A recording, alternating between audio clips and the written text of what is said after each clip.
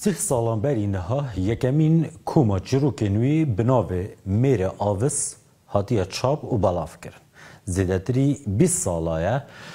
نویسکار و رومان نویس کردی جروش آوای کردستان خلق وی نازدکن که دست به نویساندنا رومانه کریه. 6 رومان نوی دهه آموان سالن در باز بویده هاتینه چاپ و بلاف کرن. بناوه گلک بالکش. سوبارتو ترسابیددان وحش دهندری من دا یانجی فرینا بباسکن شکستی. او نویسکاره که نه تنی لروش آوای کردستان و دناف گرمانجی آخیوان دا دهیده ناس کرن. لی بر همین وی جبو سورانی جهاتینه و گوهستن و سورانی آخیف و خندوان سورانی جی وی ناز دکن. او حلیم یوسف که لسالا 2000 و لألمانیا دجیتن. حلیم یوسف دجه که دا به وی آوایی بحثا نویسینه دکه. دبیجه نویساندن مینا مشا کسکیه که به آوجنی نزانه به او لسر آوکه کور بمشه. که حلیم از گلک سپاسیات دکم. سرچاوا اجی گلک کیف خوشم گو ایرو الوی داریم. گلک سپاس که حلیم اگر نویساندن نبا ده آوجنی دناف دریای جیان دا بچکره با. براستی از برسواوی پرسه جسدی صد نزانم لی استکارم هنک تشتا پشتراست بکم گوجوان او اگر نویساندن تنباد جیان آمد یعنی از جیان خواه به نویساندن نکارم خیال بکم لی اگر نویساندن تنبا و تمنی من اوقاسی دریج نبو با استکارم بیجم گوزی نگیاما روژا ایرو جبرگو نفساندن یک سدمن بردوامیا جیانه یج بومن. که حلیم تمام دریج بی سالک بر بدویه بده چید 2021 سالک که خلق مجولی کرونا بو خلق مجولی درز بونا واکسینی بو هیوی درز ببون جبو نویسکاره که کرد لبیانستان دجیتن سال 2021 جبو تا چاب سال 2021 بو من جی تقاربج راوستگاه که گلکی گرنگ بو گودوی راوستگاه ده هم شرط و مرجین گو کرونا بخور آنین هم جی شرط و مرجین گو ولات متر در باست به چه روجاوای کردستان به چجی کردستان به تبایی به چجی رو شامل و دریل دیاسپورای به هشت گو از لخواه گرم و لسر آستا تاکه کسانه لسر آستا شخصی جی گلک بریارن گرنگ یعنی جبو خواه من گرتن و 2021 استکارم بیجم راوستگاه بوهشت گو از هم لدر و دورا خواب نرم هم جی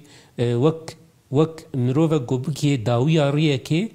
و لسر داویا وی ریه هانه درکه لسر گره کی و لپاش خواب نره بکا حتان ها چکریه جبو من براستی 2021 او گریهانی بو او یگو از لسر سکینیم و من الپاش نری کا گلو حتان ها من چکریه و جنها او پیده ازی چی بکم راوزگاه تبونی گرنگ بله یکو تا داینه که حلیم داویه دا از بحثا سال 2022 بکم و که پروژه انتین نویساندنه به تایبتی جبو سالا بهت یانجی دما بهتن چده به لی از هنگی وگرمه و روشتا تایبتی که تجا عامود روشاوای کردستانی پرورده که به زمان عربی و نویسینا به هر دو زمانان به کردی و عربی اف هر دو نویسینه یعنی هر دو آوای نویسینه یعنی به هر دو زمانان جبوت دو کساتی درست بوینه دناف حلیم یوسفی دا یعنی یک کساتیه لدو زمانان دزانه بله هر دو پرتوکمینی دسپه که میره آوس و جنین قاطن بلند سال 1991 و 1950 به زمان عربی درکتن پشتیوه لباکور کردستان در فتا چیبونا و شانخانه کردی چیبون در سال 1906 و 1906 و نهانده نوتو ششانده ببوره یکم پرتوکامنا کردی بناوی مری رانازن لستانبول جهلا و شانخانه آوستای به درکت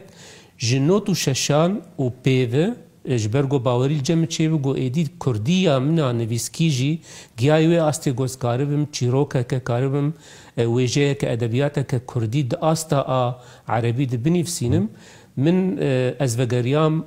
الخوا وگریام کاربیجو وگریام روشا خویا خوزایی گو از به کردی بنویسینم جنوت و ششه حتی نها من به کردی نویساند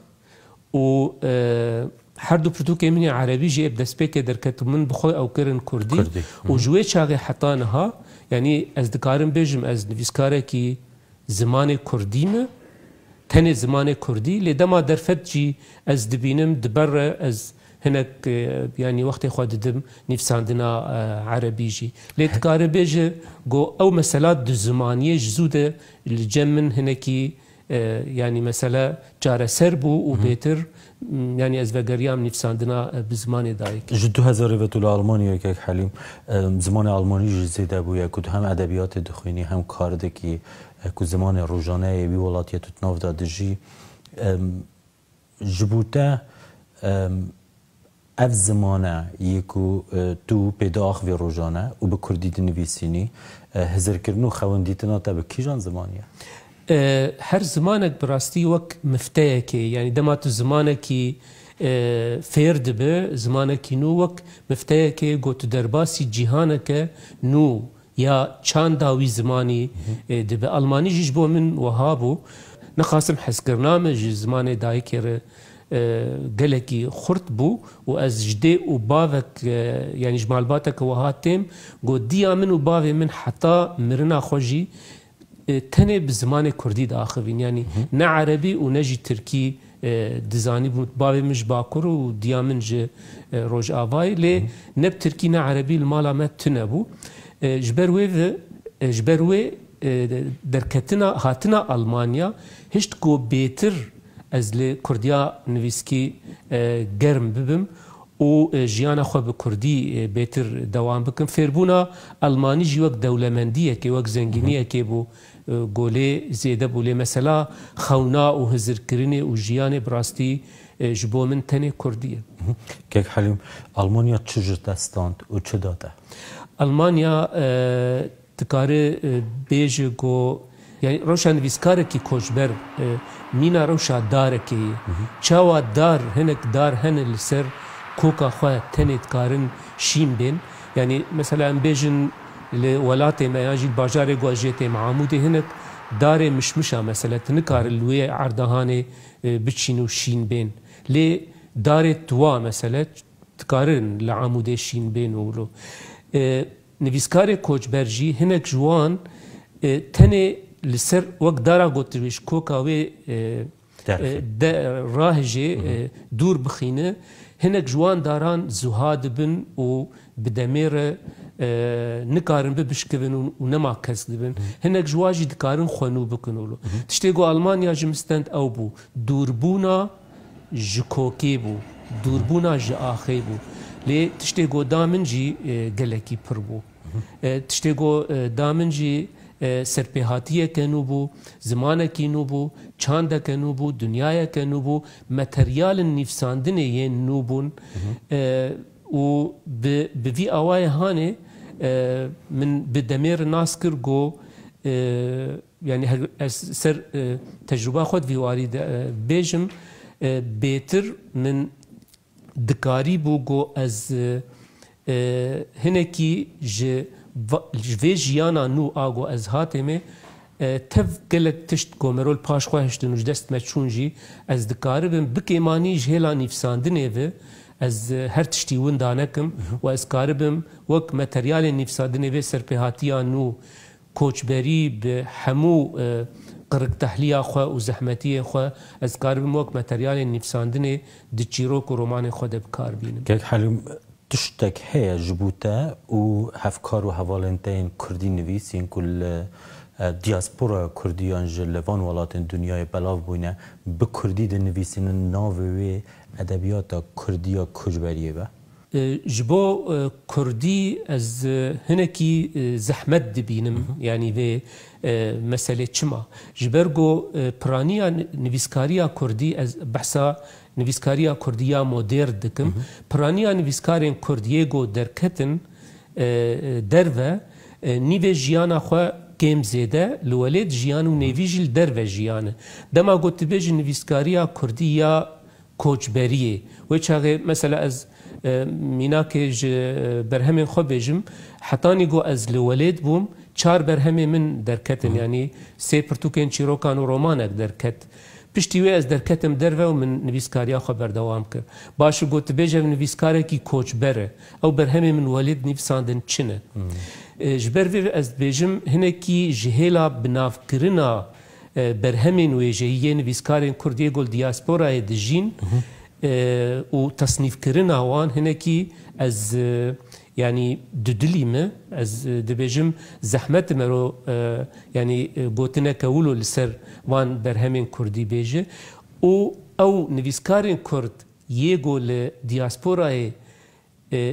جدايق بونه و نويساندنه هما تکاری بیجی یا تنه نگر هبنجی از وان ناس. بله.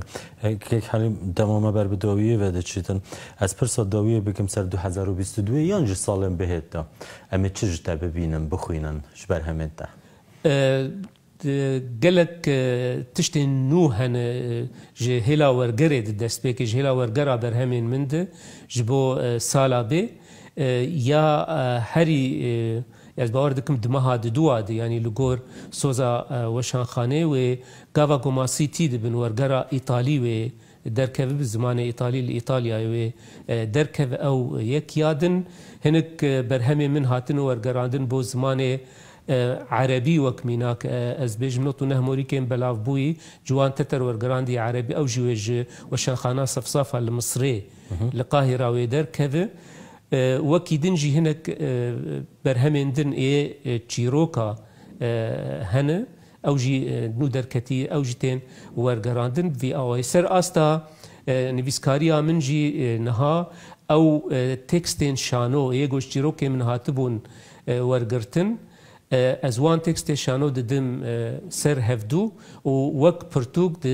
دست بیکا 2022 آده از آماده بکم گو وک پرتوک تکست شانو وکو پرتوک بین وشاندن پروژه گو یعنی نهاد ناف دست من جیده پروژه رومانه که او رومان و هنکی دو دریجی هفه همات کاربیج نیو بیوگرافیک یعنی جینانی نزیکی جینانیگاریا منه و سرپهاتیا میا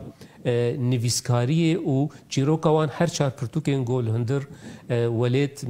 درخستن با آوای کی گو دوی رومانا نود گرک جی بگره. از گلک سپاسیات کم که حلیم پرسنگری دا بیوگرافیش بخوندوانا تم گرنگن تم مروف دخوازت چیروکین شخصی این کسان ناز بکن. سپاس بوده ماده. گلک سپاس بوجی گلک سپاس. گلک سپاس بوجی تماشاوان هجا.